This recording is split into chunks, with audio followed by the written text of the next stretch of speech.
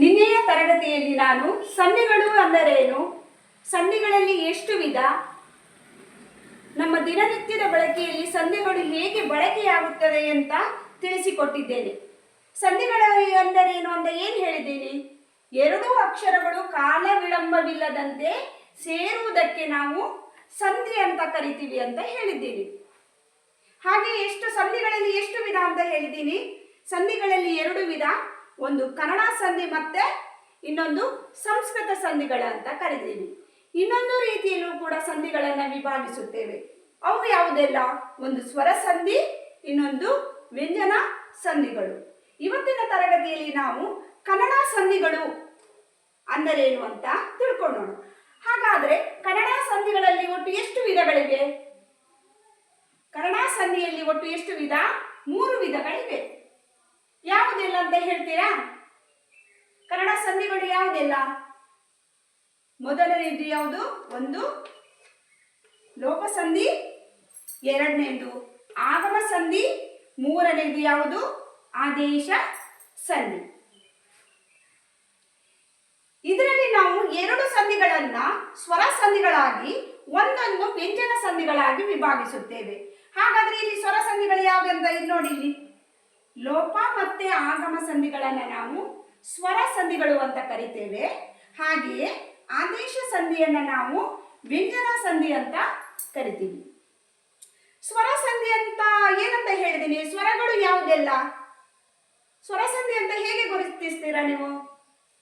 ಅ ಇಂದ ಅವು ಅಕ್ಷರ ಬಂದರೆ ಅ ಇಂದ ಅವು ಒಳಗಿನ ಅಕ್ಷರ ಯಾವುದೇ ಅಕ್ಷರ ಬಂದರೂ ಕೂಡ ಅಲ್ಲಿ ಅದನ್ನ ಸ್ವರ ಸಂಧಿ ಅಂತ ಹೇಳ್ತೀವಿ.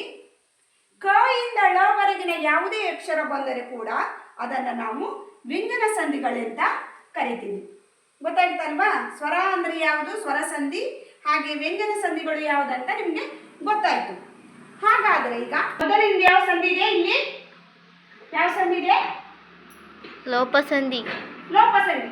ಹಾಗಾದ್ರೆ ಇವತ್ತಿನ ತರಗತಿಯಲ್ಲಿ ನಾವು ಲೋಪಸಂಧಿ ಎಂದರೇನು, ಲೋಪಸಂಧಿ ಅಂತ ಹೇಗೆ ಗುರುತಿಸ್ತೀರಾ ಅಂತ ನಾವು ತಿಳ್ಕೊಳ್ಳೋಣ. ಹೇಗೆ ಲೋಪಸಂಧಿ ಅಂತ ನಾವು ಮಾಡ್ಬೋದು, ಇದು ಲೋಪಸಂಧಿ ಅಂತ ಹೇಗೆ ಗುರುತಿಸ್ತೀರಾ ಅಂತ ತಿಳ್ಕೊಳ್ಳೋಣ.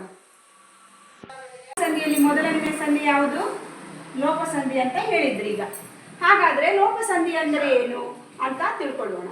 ಲೋಪಸಂಧಿ ಅಂದ್ರೆ ಸ್ವರದ ಮುಂದೆ ಸ್ವರವು ಬಂದು ಸಂಧಿಯಾಗುವಾಗ ಪೂರ್ವ ಪದದ ಕೊನೆಯ ಅಕ್ಷರದ ಸ್ವರವು ಲೋಪವಾದರೆ ಅಥವಾ ಬಿಟ್ಟು ಹೋದರೆ ಅದನ್ನು ನಾವು ಲೋಪಸಂಧಿ ಎನ್ನುವರು. ಇನ್ನೊಂದ್ಸಲಕ್ಕೆ ಹೇಳ್ತೀನಿ, ಕೇಳ್ಕೊಳ್ಳಿ. ಸ್ವರದ ಮುಂದೆ ಸ್ವರವು ಬಂದು ಸಂಧಿಯಾಗುವಾಗ ಪೂರ್ವ ಪದದ ಕೊನೆಯ ಅಕ್ಷರದ ಸ್ವರವು ಲೋಪವಾದರೆ ಅಂದರೆ ಬಿಟ್ಟು ಹೋದರೆ ಅದನ್ನು ನಾವು ಲೋಪಸಂಧಿ ಎನ್ನುವರು. ಒಂದು ಉದಾಹರಣೆ ಕೊಡ್ತೀನಿ ನೋಡುವ, ನಿಮ್ಗೆ ಅವಾಗ ಲೋಪಸಂಧಿ ಏನು ಅಂತ ನಿಮ್ಗೆ ಅರ್ಥ ಆಗ್ತದೆ. ಉದಾಹರಣೆಗೆ ಇದನ್ನು ನಾವು ಬಿಡಿಸಿ ಬರೆಯೋಣ ನೋಡುವ. ಊರಲ್ಲಿ ಅಂತ ಬಿಡಿಸಿ ಬರೆದಾಗ ಹೇಗಾಗ್ತದೆ? 3 + ಅಲ್ಲಿ. ಇದನ್ನ ಮೊದಲನೇ ಪದವನ್ನು ನಾವೇನಂತ ಕರಿತೀವಿ? ಪೂರ್ವ ಪದ. ಹಾಗೆ ಎರಡನೇ ಪದವನ್ನು ನಾವು ಉತ್ತರ ಪದ ಅಂತ ಕರೆಯುತ್ತೀವಿ. ಇದನ್ನು ಲೋಪಸಂಧಿ ಅಂತ ಹೇಗೆ ಗುರುತಿಸ್ತೀರಾ? ಇದರ ವ್ಯಾಖ್ಯಾನ ಏನಿದೆ ನೋಡ್ಕೊಳ್ಳಿ. ಸ್ವರದ ಮುಂದೆ ಸ್ವರವು ಬಂದು ಸಂಧಿಯಾಗುವಾಗ ಪೂರ್ವ ಪದದ ಕೊನೆಯ ಅಕ್ಷರದ ಸ್ವರವು ಲೋಪವಾದರೆ ಅಥವಾ ಬಿಟ್ಟು ಹೋದರೆ ಅದನ್ನ ಲೋಪಸಂಧಿ ಎನ್ನುವರು. ಈಗ ಪೂರ್ವ ಪದದ ಕೊನೆಯ ಅಕ್ಷರ ಯಾವುದಿದೆ? ಕೊನೆಯ ಅಕ್ಷರ ಯಾವುದಿದೆ? ರು ಇದೆ, ಹೌದಲ್ವಾ? ಇಲ್ಲಿ ರ ಪ್ಲಸ್ ವ್ಯಂಜನ ಉ. ಹಾಗೆ ಉತ್ತರ ಪದದಲ್ಲಿ ಯಾವ ಅಕ್ಷರ ಇದೆಯೋ ಅದೇ ಅಕ್ಷರವನ್ನ ಬರೆದುಕೊಳ್ಬೇಕು. ಗೊತ್ತಾಯ್ತಾ? ಊರು. ಇಲ್ಲಿ ಯಾವ ಅಕ್ಷರ ಲೋಪ ಆಗ್ತದೆ? ರು. ಅದನ್ನ ಬಿಡಿಸುವಾಗ ಏನಾಗ್ತದೆ? ಈಗ ಕೂಡಿಸಿ ಬರೆದಾಗ ಏನಾಗ್ತದೆ? ಇಲ್ಲಿಗ ಊರು ಪ್ಲಸ್ ಅಲ್ಲಿ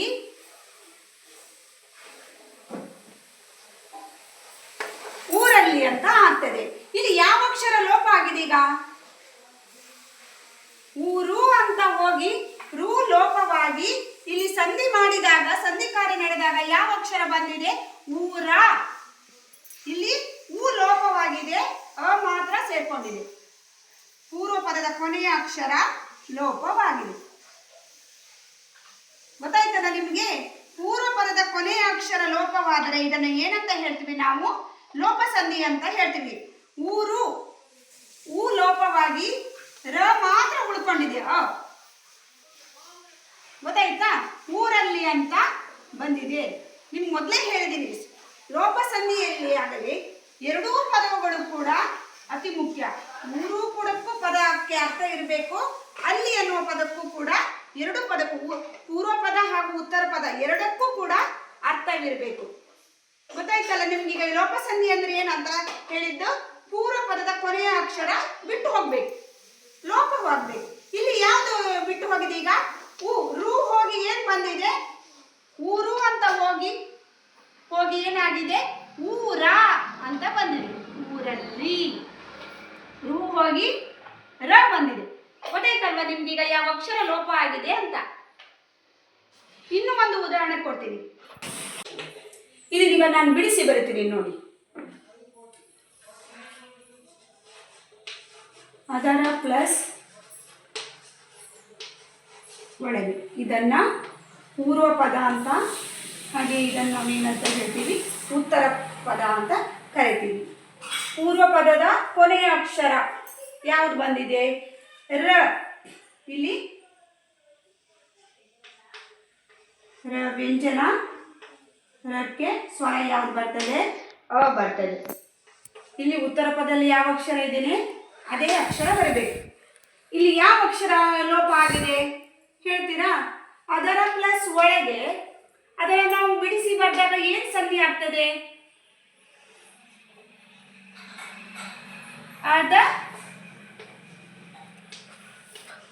ಅದರೊಳಗೆ ಅಂತ ಬರ್ತಿದೆ. ಈಗ ಯಾವ್ದು ಲೋಪ ಆಗಿದೆ? ರ ಅಕ್ಷರ. ಅದರ ರ ಲೋಪವಾಗಿ ಏನ್ ಸೇರ್ಕೊಂಡಿದೆ? ಓ ಸೇರ್ಕೊಂಡಿದೆ. ಯಾವ ಅಕ್ಷರ ಲೋಪ ಆಗಿದೆ ನೋಡ್ಕೊಳ್ಳಿ. ರ ಲೋಪವಾಗಿದೆ. ಏನು ಉಳ್ಕೊಂಡಿದೆ? ಓ ಉಳ್ಕೊಂಡಿದೆ.